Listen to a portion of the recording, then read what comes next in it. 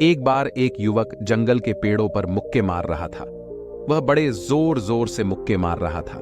वह अपने मन का गुस्सा निकालने की कोशिश कर रहा था। शायद उसको किसी ने धोखा दिया था या फिर उसके साथ बहुत बुरा हुआ था, जिससे वह बहुत ज्यादा परेशान था। उसे कहीं भी शांति नहीं मिल रही थी। वह लगातार उस पेड़ पर मुक्के मार रहा था, जिससे उसकी उंगलियां खून से लहूलुहान हो चुकी थीं। उसी जंगल में एक शीतल पानी का झरना था। वहां पर एक साधु रोज संध्या के समय स्नान करने आया करते थे। यह उनका हर रोज का नियम था।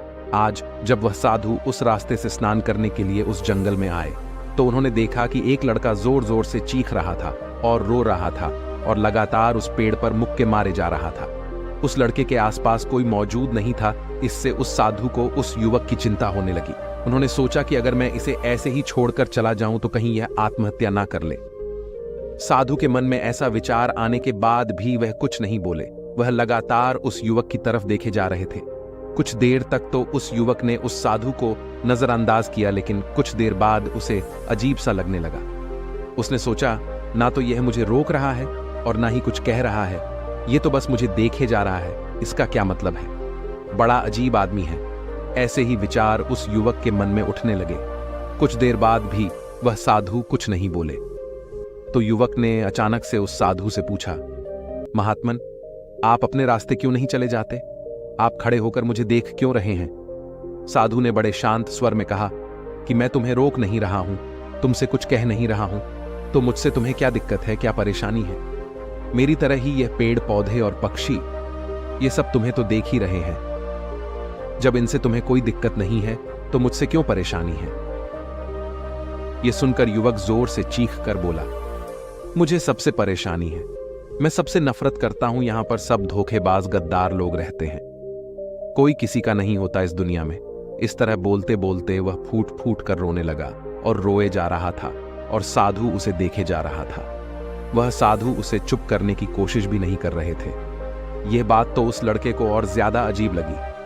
अब रोना छोड़कर उस लड़के ने सीधे खड़े होकर उस साधु से कहा, आप बड़े अजीब आदमी हैं।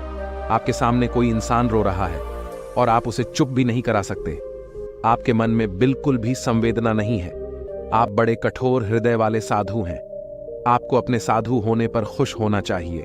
और ऐसे ही न जाने क्या उल्टी सीधी बातें वह युवक उस साधु को सुनाने लगा।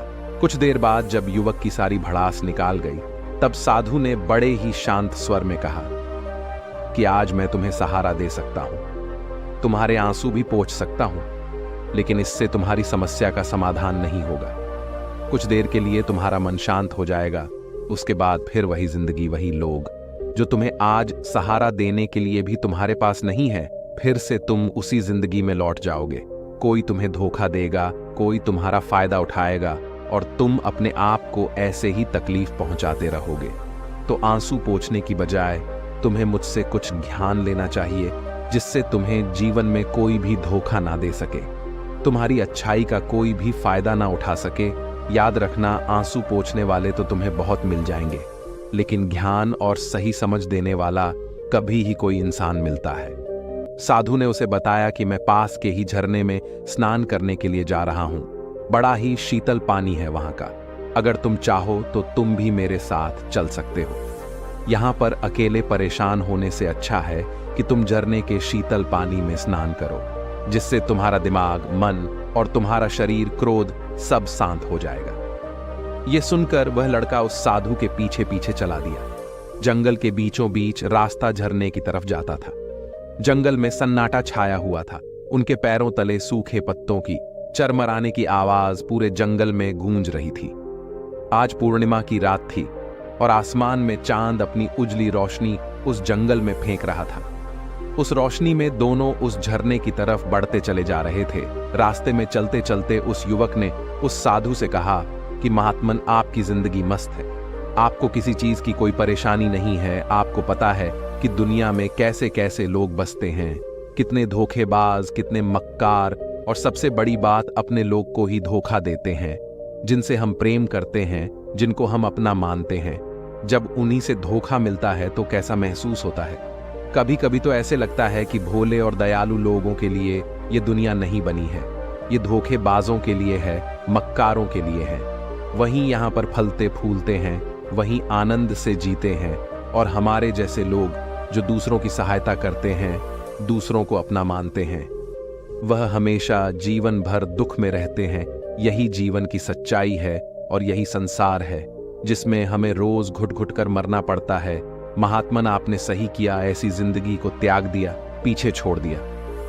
अब बस अपने में मस्त, किसी से कोई परेशानी नहीं है, किसी की कोई चिंता नहीं। मैं भी सोचता हूं कि मैं भी सन्यास ले लूं। यह सुनकर उस साधु ने कहा कि तुम्हें क्या लगता है, सन्यासी का जीवन बहुत आसान होता है। साधु ने बड़े शांत स्वर में कहा कि तुम्हें तो 2 वक्त की रोटी तो शांति से मिल जाती है, हमें तो कभी कभी वह भी नसीब नहीं होती है। अगर भिक्षा मिल जाती है तो हम खा लेते हैं, वरना हमें तो भूखा ही सोना पड़ता है। यही हमारा सन्यासी जीवन है। हमें हमेशा नीचे सोना पड़ता है, सिर्फ एक लंगोट में रहना पड़ता है, चाहे कैसा भी मौसम क्यों ना हो। अगर यह सब तुम्हें आसान लगता है तो तुम भी सन्यासी बन जाओ। युवक ने कहा कि आप कहते तो ठीक ही है, संघर्ष तो दोनों तरफ है, सांसारिक जीवन में भी और सन्यासी जीवन में भी। वैसे सांसारिक जीवन भी अच्छा है, लेकिन तब तक जब तक घर परिवार में सुख शांति बनी रहे, किसी से धोखा ना मिले, हमारे लोग हमारा फायदा ना उठाएं, हमसे झूठ ना बोले, हमें धोखा ना दे, तब तो जीवन जीने का आनंद होता है, वरना जीवन नर्क हो जाता है। साधु ने कहा, सन्यास अपने मन से लिया जाता है। जब हमारा मन कहता है कि हमें सन्यास के मार्ग पर सफलता हासिल करनी है, आगे बढ़ना है, तो ही सन्यासी जीवन सफल हो पाता है। लेकिन तुम अपने घर से परेशान होकर, दूसरे लोगों से परेशान होकर सन्यासी बनना चाहते हो, तो तुम्हारा सन्यासी जीवन भी कभी सफल नहीं होगा।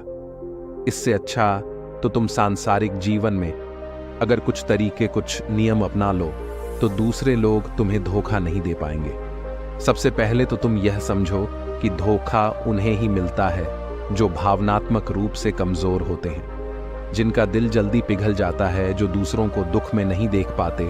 ऐसे लोगों के साथ धोखे होने की संभावना ज्यादा होती है, क्योंकि कोई भी आदमी अपनी परेशानी बताकर, अपने आप को दुख में बताकर तुम्हारा फायदा उठा सकता है। क्या पता वह झूठ बोल रहा हो, वह दुखी होने का नाटक कर रहा हो, लेकिन आपको तो सच ही लगेगा, और उसके कुछ समय बाद आपको पता चलता है कि आपके साथ धोखा हो गया। उसके बाद आपका मन अंदर से टूट जाता है। इसीलिए सबसे पहली बात ध्यान रखना कि किसी भी व्यक्ति को यह एहसास मत होने दो कि तुम भावनात्मक रूप से कमजोर हो। अंदर से तुम्हारा दिल नरम है। अगर उन्हें यह कमजोरी आपकी पता चल गई तो वह कोई ना कोई जाल रचकर आपका फायदा उठाने की जरूर कोशिश करेंगे। चाहे आप अंदर से संवेदनशील हो, दूसरों की मदद करने वाले हो, लेकिन किसी को एहसास मत होने दो। ऊपर से कठोर बने रहो। जब लोगों को लगेगा कि इससे कुछ बोलने का फायदा ही नहीं है, ये आदमी कठोर है, नहीं पिघले, तो खुद ब खुदा अविश्वास करने की आदत ही हमें हानि पहुंचाती है। 2 दिन तुम्हें किसी से मिले हुए नहीं होते हैं और तुम एक दूसरे के हो जाते हो, एक दूसरे पर पूरा भरोसा करने लग जाते हो, और यह भरोसा तीसरे दिन टूट भी जाता है, और फिर तुम्हें धोखा मिलता है, और फिर तुम परेशान होते हो। इसीलिए समय दो। किसी भी चीज को, किसी भी रिश्ते को आगे बढ़ाने के लिए समय की जरूरत होती है। समय के साथ तुम्हें सामने वाले इंसान की अच्छाई और बुराई पता चलती है। तब तुम्हें पूर्ण रूप से पता चलता है कि इंसान वास्तव में कैसा है, अच्छा है या बुरा है, और वह कुछ समय देने के बाद ही होता है। इसीलिए जल्दी किसी पर विश्वास मत करो। तीसरा तरीका समझने के लिए तुम्हें ऐसे लोगों को समझना होगा जो दूसरों की चापलूसी करते रहते हैं। कुछ लोगों की आदत होती है चापलूसी करने की। आपके सामने आपकी बढ़ाई करेंगे, आपके बारे में अच्छा अच्छा बोलेंगे, और आपको लगेगा कि यह इंसान कितने अच्छे हैं, मेरे से कितना प्यार करते हैं, लेकिन वास्तव में उनकी वह चापलूसी एक जाल होती है ताकि वह आपका दिल जीत सके। और उनको चापलूसी करने का मौका तभी मिलता है जब आप दिखावा करते हैं। अगर आप उनकी चापलूसी से प्रभावित ही नहीं होंगे तो कुछ समय बाद वह चापलूसी करना बंद कर देंगे। इसीलिए किसी के सामने दिखावा मत करो, वरना आप तो आकर्षण के केंद्र बन जाते हो। लोगों को लगता है कि शायद इसके पास बहुत ज्यादा धन संपत्ति है, इसीलिए इतना दिखावा कर रहा है, और इसी वजह से लोग भी आपका फायदा उठाना चाहेंगे। वह आपके करीब आने की कोशिश करेंगे, आपके चापलूसी करने की कोशिश करेंगे। अगला नियम बताते हुए साधु ने झरने की तरफ इशारा किया। वो झरने के पास पहुंच चुके थे। युवक को भी एहसास हो चुका था क्योंकि वहां पर ठंडी ठंडी हवा चल रही थी। ढलान की तरफ जाते हुए साधु ने कहा कि सांसारिक जीवन में एक बात समझने की यह होती है कि हम जिसकी सहायता कर रहे हैं, चाहे किसी भी रूप में, धन से, शारीरिक रूप से या जिस भी अवस्था में हम किसी की सहायता कर रहे हैं, तो हमें यह ख्याल रखना चाहिए कि सामने वाला वापस कभी भविष्य में हमारी सहायता करने योग्य है कि नहीं है। अगर किसी को पैसा उधार दे रहे हो तो यह समझो कि उसके पास आय का कोई साधन है कि नहीं है। कल भविष्य में वह तुम्हें वापस कर पाएगा कि नहीं कर पाएगा। अगर वह नहीं करेगा तो तुम्हें तकलीफ होगी, तुम्हें दुख होगा। ऐसे तो इंसान करुणावश भिखारियों को भी भीख देता है, लेकिन वह गलत नहीं है, क्योंकि जो भी पैसा आपने सामने वाले को दिया है उससे आपके ऊपर कोई ज्यादा प्रभाव नहीं पड़ेगा। अगर वह आपको वापस भी नहीं लौट आए तो अगर किसी ऐसे इंसान को पैसा देना है जो कभी वापस नहीं लौटा पाएगा, तो उतना ही देना चाहिए जिससे तुम्हारे ऊपर ज्यादा दबाव ना बने। अगर वह वापस भी ना लौट आए तो तुम्हें दुख ना हो। अब तक वह दोनों झरने पर पहुंच चुके थे। दोनों ने अपने कपड़े उतारकर उस झरने के शीतल पानी में कूद पड़े। पानी ठंडा था। उन दोनों की सारी थकान और उदासी पल भर में ही दूर हो गई। स्नान कर लेने के बाद दोनों उस झरने के सामने एक पेड़ के नीचे बैठकर बातें करने लगे। गुरु ने उसे आगे समझाते हुए कहा कि शुरुआत में लोगों को नजरअंदाज करना सीखो। जब तुम किसी को शुरुआत में नजरअंदाज करते हो तो जो भी लोग किसी लालच की वजह से तुम्हारे पास चिपक रहे थे, उनकी छटनी हो जाएगी। जब तुम उनको नजरअंदाज करोगे तब एक दो बार लोग तुम्हारे पास आने की कोशिश करेंगे।